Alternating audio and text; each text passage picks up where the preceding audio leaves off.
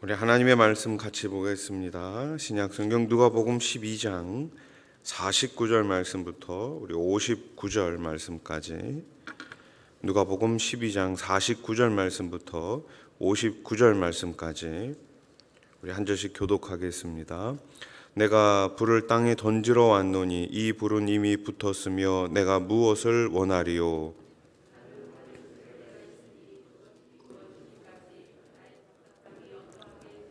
내가 세상에 화평을 주려고 온 줄로 아느냐? 내가 너희에게 이르노니 아니라 도리어 분쟁하게 하려 함이로라.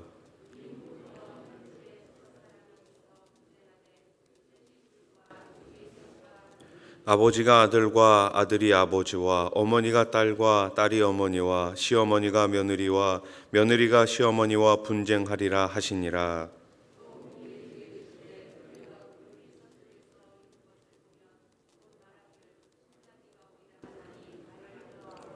남풍이 부는 것을 보면 말하기를 심히 더우리라 하나니 과연 그러하니라.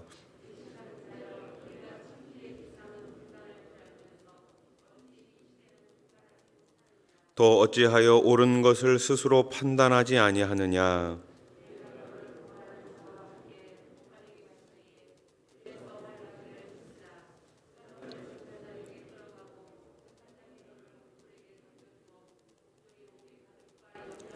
59절 말씀 같이 읽겠습니다.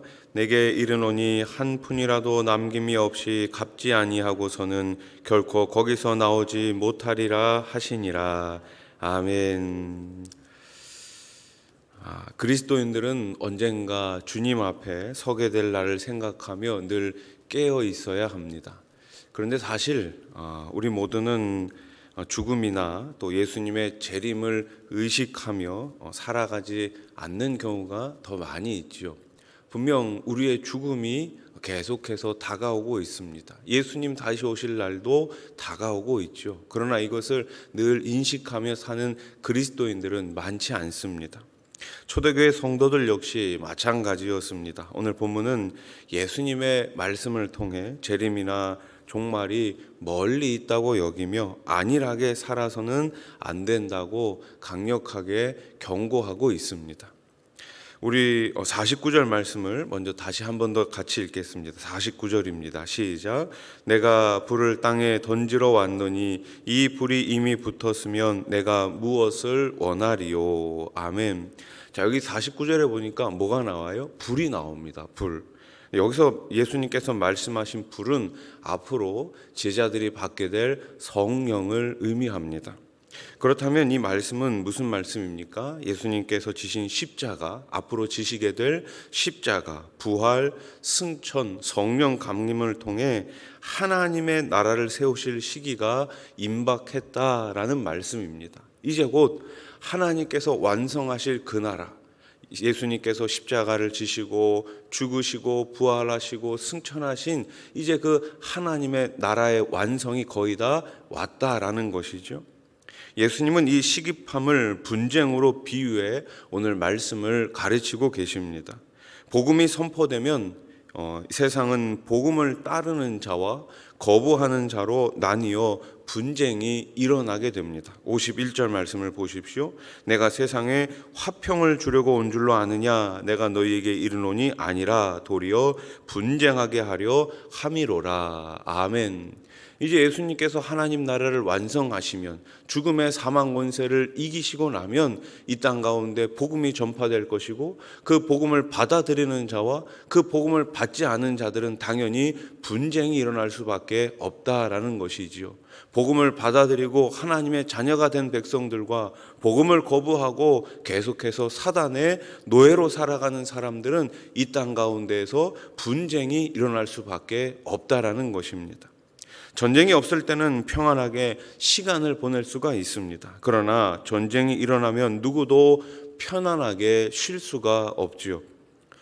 지금 우크라이나에선 계속해서 전쟁의 소문이 들려옵니다. 엊그저께 뉴스를 보니까 전쟁을 준비하기 위해 가지고 우크라이나의 이 아이들, 또 심지어 여성분들도 총을 쏘는 연습을 하더라고요.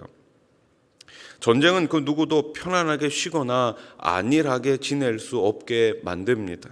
영적으로도 마찬가지입니다. 복음을 가지고 세상에 보냄을 받은 사람은 세상과 영적 전쟁을 치르기 때문에 결코 안일하게 시간을 보낼 수가 없습니다. 복음을 거부하고 사단의 노예로 살면 그냥 살아가면 됩니다. 왜요? 그냥 편안합니다. 사단이 더 이상 공격하지 않으니까요. 그러나 복음을 받아들이는 순간 누가 공격합니까? 사단이 공격합니다. 그래서 그리스도인들은 이 땅 가운데에서 안일하게 살아갈 수가 없는 거예요. 평안하게 살고 싶지만 주님이 주신 평안 외에는 다른 곳에 평안이 없기 때문에 우리는 안일하게 살아갈 수가 없습니다. 이 싸움은 우리가 사는 모든 곳에서 일어날 수 있습니다. 어떻게 보면 경제적인 문제, 또 질병적인 문제, 가정의 문제, 이 모든 문제를 누가 공격하고 있는 거예요? 사단이 공격하고 있는 것입니다. 그렇기에 우리는 늘 성령으로 깨어 있어야 합니다. 성령님과 함께 깨어 있어야지만, 기도로 깨어 있어야지만 이 영적인 싸움에서 이길 수가 있는 거예요. 에베소서 6장을 통해 가지고 우리가 지난 연말부터 연초까지 전신갑주에 대해서 말씀을 나누었습니다. 전신갑주의 최종 결론이 무엇입니까? 깨어서 기도하라는 것입니다. 우리가 아무리 좋은 무장을 갖추고 있다고 할지라도, 아무리 좋은 무기가 있다고 할지라도 깨어서 기도하지 않으면 내 것이 아니라는 거예요. 오늘 새벽에 나오신 저와 여러분들이 늘 깨어서 이 영적인 전쟁에서 늘 승리하시기를 주님의 이름으로 축복합니다. 따라서 복음을 가진 우리는 주님의 때가 가까워질수록 아무렇게나 시간을 보내서는 안 됩니다. 매 순간 영적 전투를 감당하고 있음을 인식하고 시간을 가치 있고 보람 있게 써야 하는 것이죠. 자, 이제 54절로 59절 말씀은 즉시 해결하라 라는 말씀을 우리들에게 주시고 있습니다. 사람들은 생각보다 변화를 잘 예측하고 적응하는 존재들입니다. 참 사람들은 저기 어디예요? 이 북극에 가서도 삽니다. 그리고 아주 더운 더운 나라에 가서도 잘 적응하면서 살아요. 구름을 보고 소나기를 예측하고 남풍이 불면 더위를 예측하는 것은 어렵지 않은 일입니다. 오늘 본문 54절 55절 말씀을 보십시오. 또 무리에게 이르시되 너희가 구름이 서쪽에서 있는 것을 보면 곧 말하기를 소나기가 오리라 하나니 과연 그러하고 남풍이 부는 것을 보면 말하기를 심히 더우리라 하나니 과연 그러하니라. 아멘. 예측을 잘한다라는 거예요. 그러나 영적인 시각으로 시대를 분별하는 일은 어떻습니까? 이어지는 56절 말씀을 보십시오. 외식하는 자여 너희가 천지의 기상은 분간할 줄 알면서 어찌 이 시대는 분간하지 못하느냐. 아멘. 천지의 기상은 너희들이 잘 예측하는데 어떻게 영적인 눈, 영적인 시각은 그렇게 어두워 가지고 이 시대를 분별하지 못하고 있느냐라고 주님께서 말씀하고 계십니다. 매일의 삶에서 깨어있지 않고 안일하게 시간을 보내는 사람은 절대로 영적인 시각으로 볼 수가 없습니다. 그래서 예수님은 다시 한번 분쟁을 예로 드시면서 하나님의 마지막 심판에 대해 안일한 태도를 취하지 않도록 가르치십니다. 두 사람 사이에 분쟁이 일어납니다. 먼저 잘못을 저지른 자나 상대방에게 해를 입힌 자의 입장에서는 어떻게든 재판까지 가지 않도록 피해자와 합의를 해서 문제를 해결하는 것이 지혜로운 방법입니다. 재판장 앞에 가서 선고를 받게 되면 돌이킬 수 없는 상황에 이르게 되기 때문이지요. 58절 말씀을 우리 한번 같이 읽겠습니다. 58절입니다. 시작. 내가 너를 고발하는 자와 함께 법관에게 갈 때에 길에서 화해하기를 힘쓰라. 그가 너를 재판장에게 끌어가고 재판장이 너를 옥졸에게 넘겨주어 옥졸이 옥에 가둘까 염려하라. 아멘.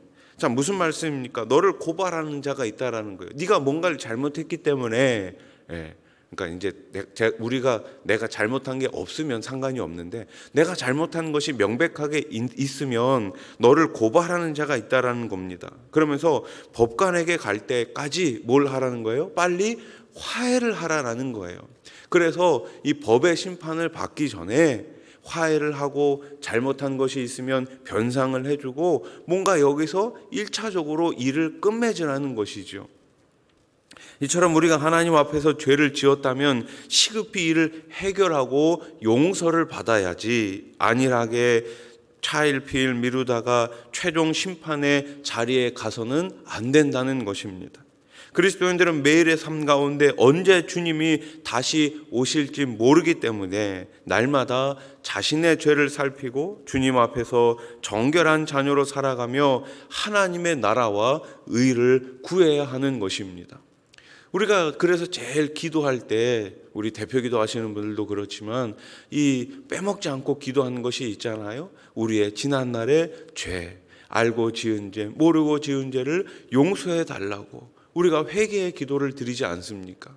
그래서 우리는 늘 깨어 있어서 하나님 앞에서 내가 혹여나 잘못한 것이 있다면 빨리 이것을 해결을 해야 된다라는 것입니다. 사람들은 중요한 일보다는 급한 일에 먼저 움직입니다. 죄를 회개하고 말씀을 깨닫는 일은 너무나 중요한 일이지만 다급한 일로 여기지 않기에 차일피일 미루다가 경건에서 멀어집니다. 사명을 감당하는 일도 촉각을 다투는 일이라고 생각하지 않기에 미루다가 감당하지 못하고 맙니다. 조금 더 편안해지면요, 조금 이 문제가 해결되고 나면 제가 더 헌신하겠습니다. 제가 지금 하고 있는 일이 있는데 이것만 잘 마무리되면 제가 주님 앞에 더욱더 열심히 봉사하겠습니다. 아니요, 그렇지 않습니다. 하나님의 일이 언제든지 우선입니다. 나에게 주어진 일이, 하나님께서 나에게 주어진 그 사명이 가장 우선되어야 할 줄로 믿습니다.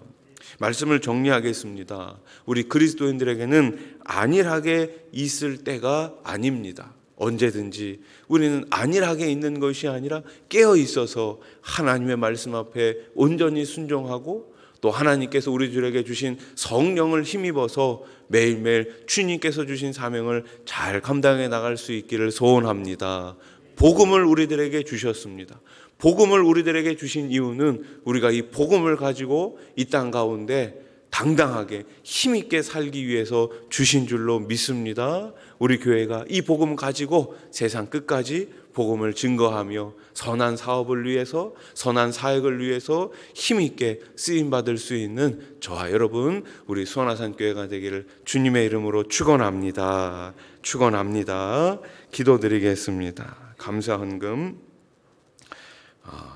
최동규 열이 자주 납니다. 4월 9일 소방공무원 시험과 5월 실기시험 합격 주시고 건강을 속히 허락해 주옵소서. 우리 장순여 집사님 들으셨습니다.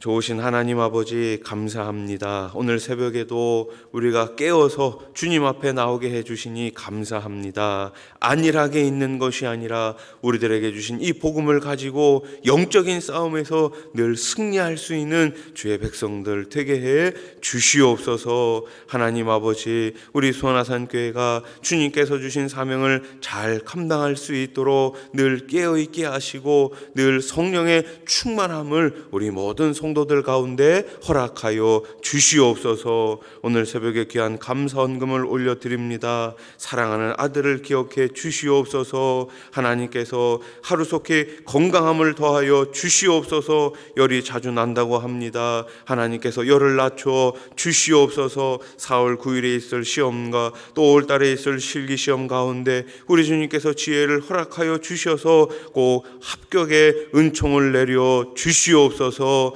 오늘 새벽에도 많은 기도 제목을 가지고 나왔습니다. 기도하는 아버지 심령들마다 우리 하나님께서 하늘의 은혜를 내려주시고 30배, 60배, 100배로 더 좋은 것으로 채워 주시옵소서. 우리 자녀들을 기억해 주시고 어려서부터 말씀 가운데 잘 자랄 수 있는 우리 다음 세대 주일학교가 되게 해 주시옵소서. 세워주신 많은 일꾼들이 있습니다. 우리 장로님들과 또 권사님들, 안수집사님들, 또 보이지 않는 곳에서 수고하며 애쓰는 많은 일꾼들에게 성령의 충만함을 더해 주시고 같은 말 같은 마음으로 같은 열매를 맺어 나갈 수 있는 우리 교회가 되게 해 주시옵소서. 3월 9일에 있을 대통령 선거 가운데 우리 하나님께서 선하게 역사하여 주시어서 백성들을 사랑하며 하나님을 두려워하는 자가 당선되게 해 주시옵소서. 하루속히 우리 모든 코로나19 이 환경 가운데에서 우리가 자유함을 얻을 수 있도록 주님께서 친히 역사해 주시옵소서.